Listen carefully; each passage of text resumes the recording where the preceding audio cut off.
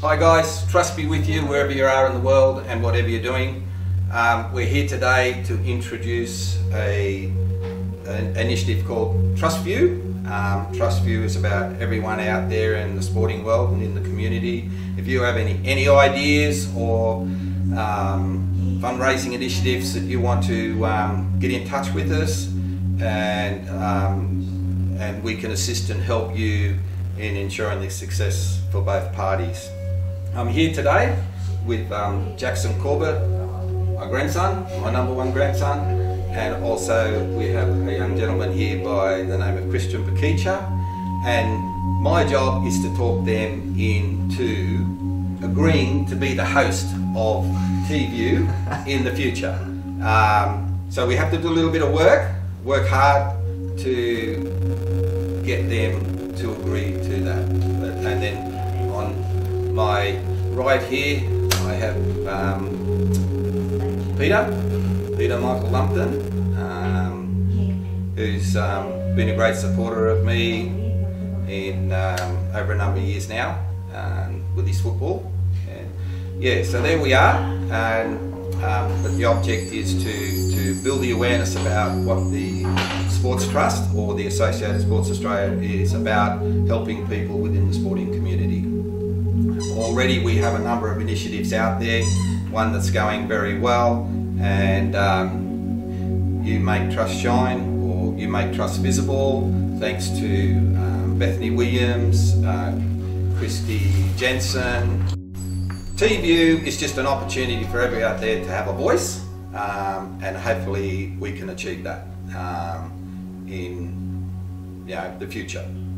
So there we are.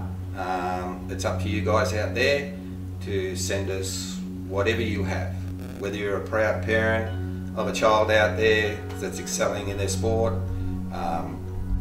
whatever you think, don't discount it, send it to us at looktwicesportstrust.org.au, and we'll take it from there. Okay, that's it from us. Okay, be one in trust. See ya.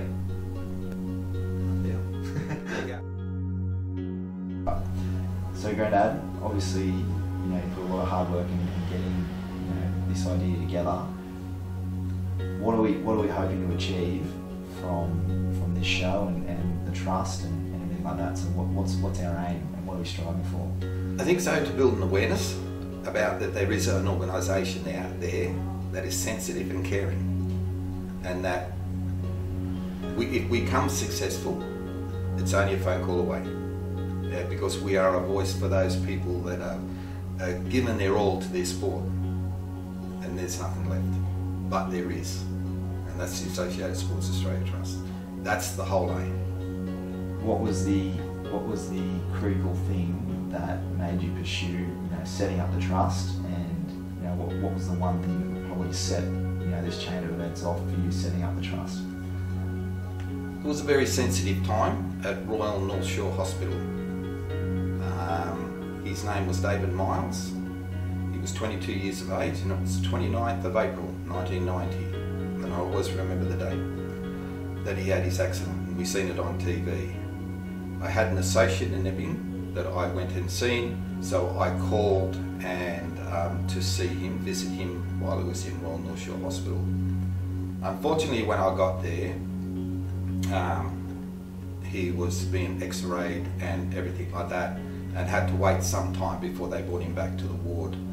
And when he came back to the ward, I said, "How you going, buddy? Feel like a beer." The shock hit me because he blinked 4 times.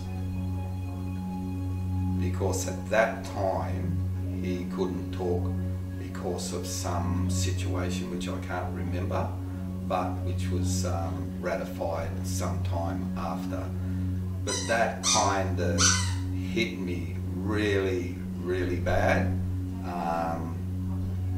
And I caught the train home, and then I had to walk from the station to my house, and I think I nearly cried all the way, because there was a situation in my own life which I was facing at that time, but this far exceeded my own issues, and in a way that helped me because it helped me grow, because I had something that I could build and believe in, which I still do to this day. That's really good. So obviously you set up the trust because, you know, I guess it's something that deeply affected you, so you put your heart and soul into it. Is there a need for the trust, and you know what else was out there at the time, you know, in terms of helping him at that time, you know, to make things easier? Yeah. And is that the reason why you started the trust? Yeah, a lot of inquiries were made at that time, you know, through solicitors, through people, webmasters, and all the rest of it. Kind of researching my idea and everything of the charity, and it didn't matter where they looked in the world, and I can't remember the gentleman's name or the company he owned because it has changed, but he did put a lot of time and a lot of research into it, and there was not a organisation that appeared to what we were trying to do. So as the first organisation, you know, who's really, you know, probably brave enough to go down this path, what's been the biggest hurdle so far in getting it out there and getting support and getting things? I think just life itself. Just life itself. You're dealing with people that their whole life has changed because of one situation. You have to listen to our song, you have to listen to our poems to get an understanding of what I'm trying to say there, that it hits you hard. And you're at a time where you do not know from that time what is going to happen. Who are you going to ring? Who are you going to seek? Who are you going to get support from? There is no one there. That is the most critical time that people need their support, is right at the time of the situation. And my whole idea was to start an organisation that would be very close, be the right hand of any commissionaire, and I call commissionaires, which is all the big sporting codes and everything out there, that they would pick the phone up and inform you of a situation where you could approach the family. And from a legal point of view, it has to happen that way. We can't approach a family without someone approaching us first, from that point of view. Is that why building awareness is so important? Exactly. We need to get it out there. We've been established in the Blue Mountains for such a long time. Christian, his mum, dad, and a lot of people know, the Richard Boruses, the Grahams, everyone that we've assisted and helped over time. And they're aware, but that was the Blue Mountains. We need to get ourselves out there now and let the people know that you're not alone. That there is an organisation out there that you can get involved with, you can own it and trust it, and more important, share it. That way we all win. So building awareness is definitely going to help with the cause and obviously getting more people involved. Is that the solution? Exactly, yeah. Exactly, because it is, I always say to people, it's about you. It's not about the organisation, it's about you. It's the you that's missing in the whole organisation, and that's why we want to get it out there, because everyone is important. You know, no one is important more than another. Everyone is on an equal. And I guess you know, there's not everyone plays sport, don't they? At some point in their lives. So very interesting point. It does affect everyone, doesn't it? That's right. It's a very interesting point, because you talk to people, and all of a sudden they go a bit quiet, and they know of someone in the past, whether it's family, extended family, friend, everything like that. And of course the charity was set up and the donations were to be split in 3 segments. One is to support the past, Secondly is the now for anything that may happen, whether you want to build, you know, housing, stay facilities, long stay facilities, whatever, units and things like that. And then you have the future fund. If there's any hiccups or anything like that, you know, that. And of course, the biggest part of the trust will be real estate. That'll be the biggest portfolio, because that's where people need more help than anything, because that's where the greatest financial hurt is. And you may ask, why do I say that? Is because we've assisted many families in modifying their houses and everything like that. And I look back and it brings me to tears, because it is the biggest investment in their life, and then they have to reconstruct and change that, something that they had pride in and everything like that. But then again, when a situation comes to sell that house, it becomes very difficult. For anyone watching this right now, what can they do at this very moment to help, like right now? What's most important? Give us a call, make a donation, you know, because the smallest donation, you know, I always talk about donations is like cutting down a tree. You chip away and somewhere down the line the tree falls, and you've achieved. We had an initiative situation which I put out there many years ago, and I cannot understand to this day why it's not successful. That, and I think you may be aware of it once I say it, that the opportunity to all sporting codes and everything out there to help themselves and help the Associated Sports Australia Trust is every time a person signs up for a membership of no matter what sporting code, they pay an extra $2. The enormity of what can be achieved just from that one initiative is mind-boggling. And the money from that would help go towards, what would it help towards? Housing. Virtually first and foremost is always, as I said, get back to the time of the situation. People suffer financially. Someone's got to give up work, being at hospital, all those situations. There are a lot of financial restraints and everything there. That's basically where you can first support them. But over their time being with them in that 6 months, 12 months, and sometimes it gets up to 18 months, all depending on the severity of the accident, you get to understand what their needs and everything will be for the future. Now, is it a house? If that's the case, we can advise them that maybe, okay, they can sell their house. If the charity is successful, we will build a house which they will live in, but they will only pay the outgoings, because the house always remains the property of the charity. And the people say, well, why would you say that? Well, there comes a time when people need to move on. Whether the person needs to go into long care, long stay facility and things like that, and the family wants to move on.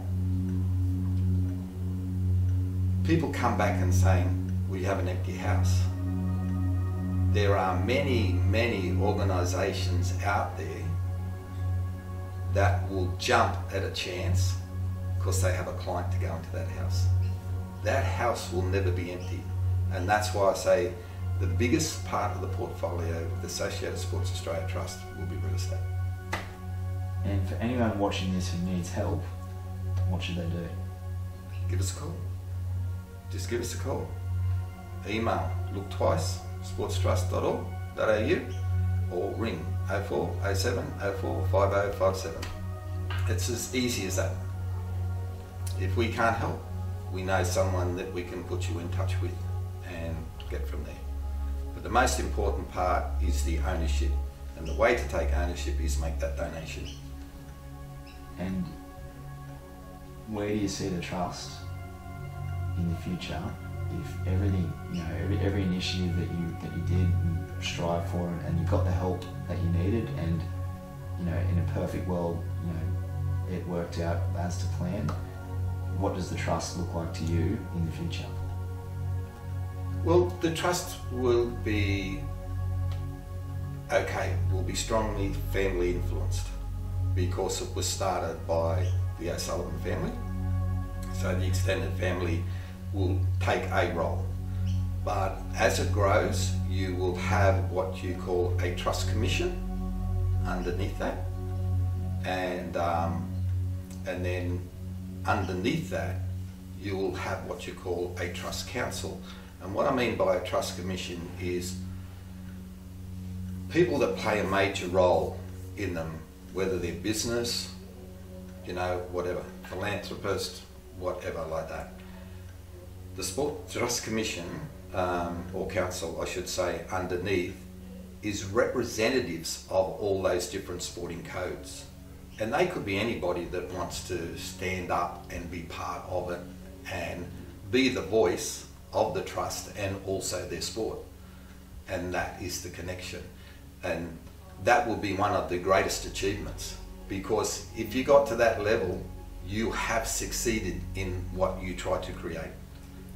So the future looks like the codes getting together and taking responsibility and putting it in, you know, taking it in their own hands to make sure that anyone who has these accidents or injuries is looked after. In a way, when you say the different codes have got to take responsibility, is under the Constitution and memorandum of articles and that, it is very difficult for them to take responsibility.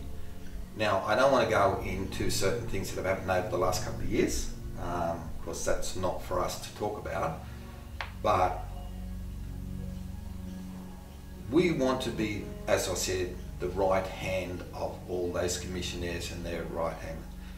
If they want assistance and help, all they got to do is pick up the phone.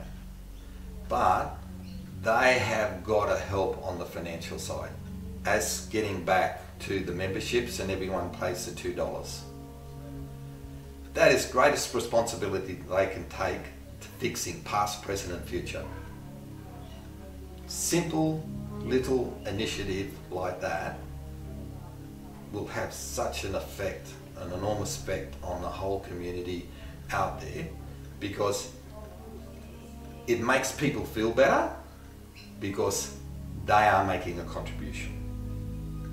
It makes the commission or the commissionaire feeling a lot better because they know it's going somewhere that's going to be beneficial to one of their people or one of someone else's people.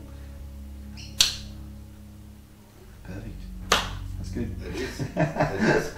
You know, so that probably gave you a lot more insight as to, you know, what the, you know, I guess the purpose and the direction and everything like that.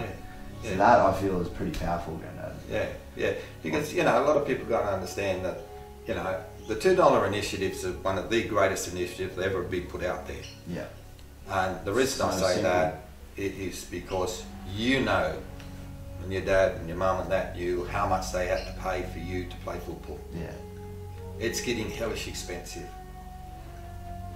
We're getting to another stage now where we get this $100 initiatives from state government.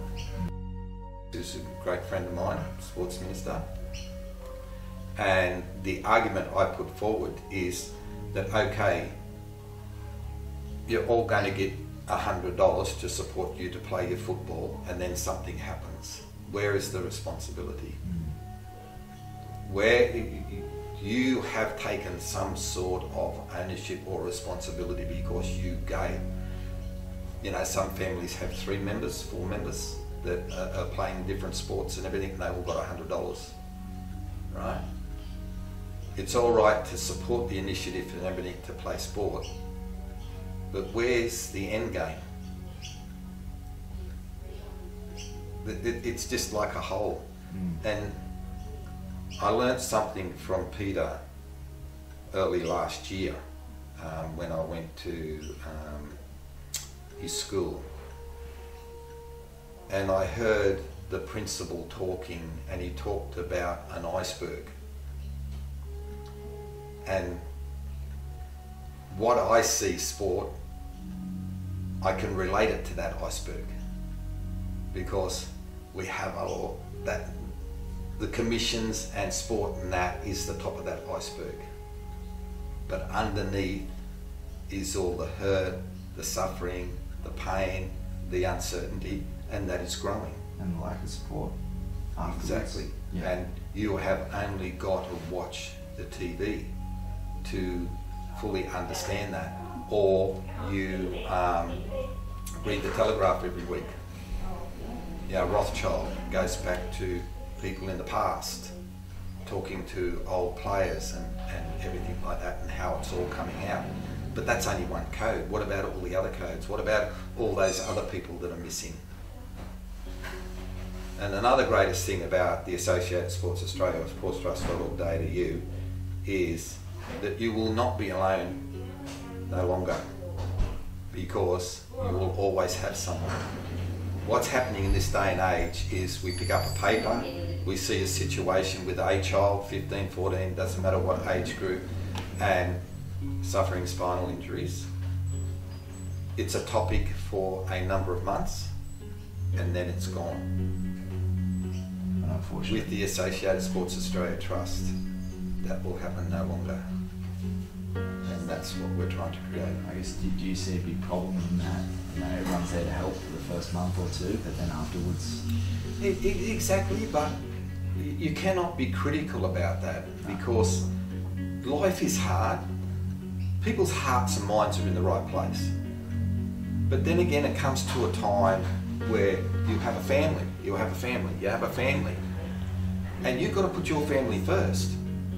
So you may have to step away, and that's another reason why you need an organisation like the Associated Sports Australia Trust. Will the trust put a structure in place for Yeah. afterwards? Is that, Exactly. Is that the aim? Exactly. Yeah. You will never be alone, or alone no longer. And that's one of the quotes, alone no longer. Because once you become a part of it, you take the ownership and everything. And you've got to trust it and in where it's going and what it's doing. But more importantly, for the success is sharing it. Sharing with every person you may know. Grab their hand, shake their hand, and don't let it go, and just instill pride in the trust. Perfect. There you go. Until, mate.